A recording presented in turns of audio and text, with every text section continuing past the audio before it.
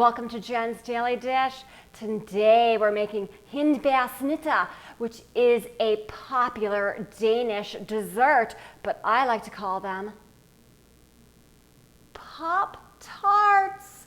Oh yes, this recipe is easy. Imagine jam in the middle of two cookies with that frosting on top. That is a Pop-Tart after all. And we're gonna make it, and it's gonna be super easy. Have I made this before? Never, of course not. But you and I are gonna make it together. So we're gonna get through this, and there's just a couple cooling down periods, and that is it. You'll see, very few ingredients, easy, and we get to eat yummy Pop-Tarts. We're also making it because Pop-Tart, you will not believe it. Pop-Tart, so easy to make. Delicious, the simple sandwich cookie. Let's make it now. Let's make it now. 14 tablespoons unsalted butter cut into little cubes. It's nice and cold. 2.5 cups all-purpose flour. Use a pastry cutter or go ahead and use your fingers. We want this to look like cauliflower rice. Mix it together first.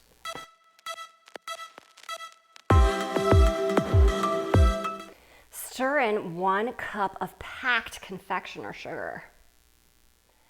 1/2 teaspoon salt.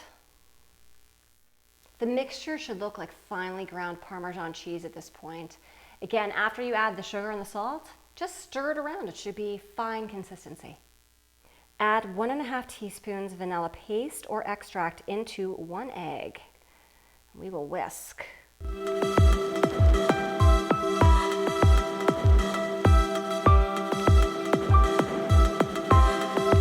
Stir the eggs and vanilla into your flour and sugar mixture. Stir until just incorporated.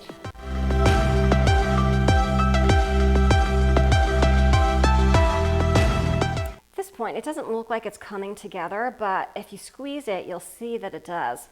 So we're gonna get in there and start squeezing this together because that butter softening up, and it's gonna pull it all together into one big ball of yummy dough. Just keep squeezing it together. It will come together, you see? Just keep squeezing it. You want to make sure the whole thing is hydrated and there are no white spots showing. We are just about there. Move over to some plastic wrap and let it chill in the refrigerator for at least 30 minutes. Could be even overnight if you want. While the dough is cooling, preheat your oven to 350 degrees. Dough straight out of the fridge. 711 grams. I'm going to split this evenly in half. I'm doing this scientifically, but you certainly do not need to. I am looking for 355-ish grams here. Let's see.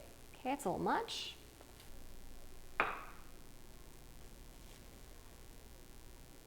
That's pretty close. I'll add on a little bit and then we'll start rolling. Get 3 pieces of parchment paper ready. On 2 of the sheets, you're gonna draw a 10 by 12 rectangle. I think this is gonna make my life easier. I've placed it face down onto my counter, and that's what I'm gonna roll onto. Roll to about 1/4 inch in thickness, which is what this is going to measure. And you'll see, if you can see through the paper here, I have my outlines here of the 10 by 12 rectangle to make my life easy.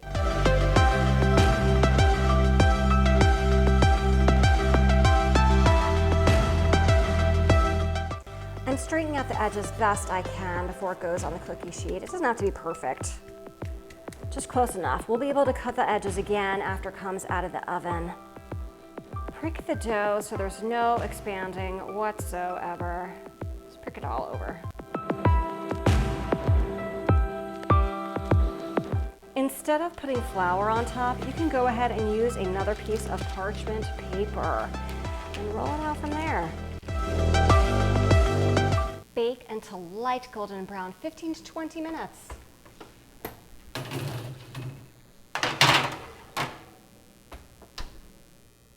Time's up. They look golden brown. Let's take them out.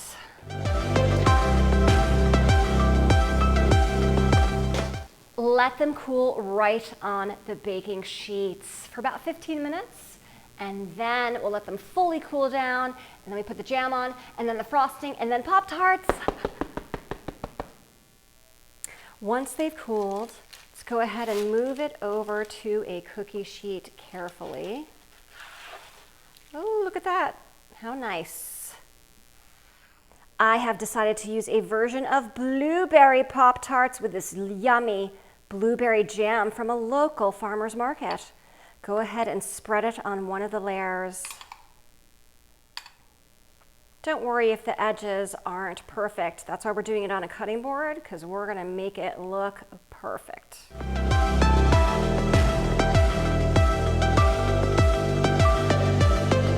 Pop-Tarts need a top and a bottom layer. Go ahead and put your other cookie on top. Again, it's okay if it doesn't match up. We're gonna fix all that. No worries. Now for that icing topping, 2 cups of confectioner sugar. Go ahead and put 2 tablespoons of hot water in, and we are gonna mix this right away. Okay, we're gonna go ahead and add a little more.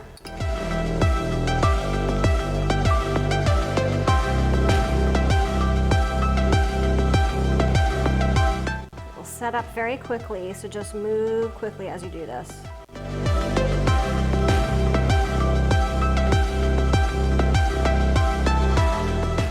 What do Pop-Tarts need? Sprinkles.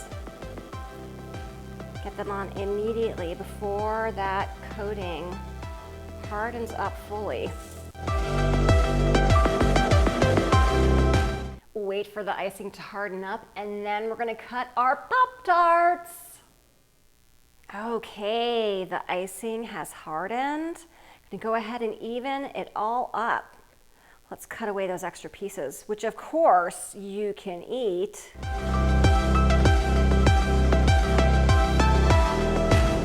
Now that I've made my mostly straight edges, I'm gonna go ahead and cut 12 separate Pop-Tarts, yay. So 3 this way and 4 this way.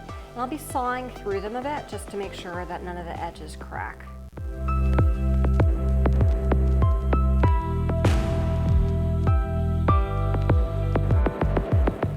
Oh my, yum, look. See the layers of the yummy, buttery cookie to enclose that delicious farmer's market blueberry jam. What did you pick? Did you do strawberry? Did you do raspberry? Did you do something completely different, like a lemon variation? All Pop-Tarts are yummy, so it would be so good regardless of what you chose. And that lovely white icing on top with the sprinkles. Only one thing left to do. Taste it.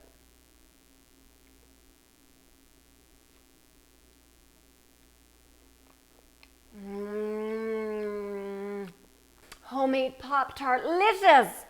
It's exactly what these are. The cookie part is very buttery.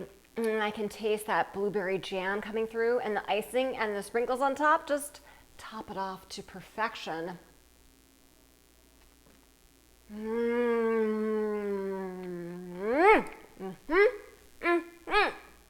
If I can make these Hindbaersnitter, the homemade Pop-Tarts, for the very first time with you, you can too.